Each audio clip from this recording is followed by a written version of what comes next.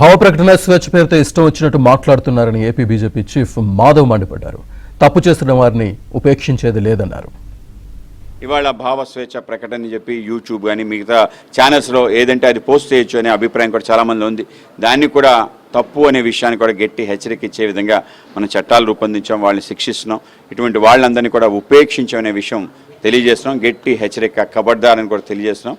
కనుక దీంట్లో పార్టీ సంబంధించిన అందరం కూడా ఇటువంటి శక్తులు ఎక్కడున్నా కూడా వాడిని ఎంచి వాళ్ళని తరిమి కొట్టేందుకు తప్పు చేస్తున్న వారిని ఉపేక్షించేది లేదన్నారు.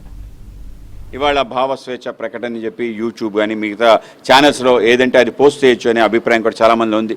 దాన్ని కూడా తప్పు అనే విషయాన్ని కూడా గట్టి హెచ్చరిక ఇచ్చే విధంగా మనం చట్టాలు రూపొందించాం, వాళ్ళని శిక్షిస్తున్నాం. ఇటువంటి వాళ్ళందరినీ కూడా ఉపేక్షించామనే విషయం తెలియజేస్తున్నాం. గట్టి హెచ్చరిక ఖబర్దారని కూడా తెలియజేస్తున్నాం. కనుక దీంట్లో పార్టీ సంబంధించిన అందరం కూడా ఇటువంటి శక్తులు ఎక్కడున్నా కూడా వాడిని ఎంచి వాళ్ళని తరిమి కొట్టేందుకు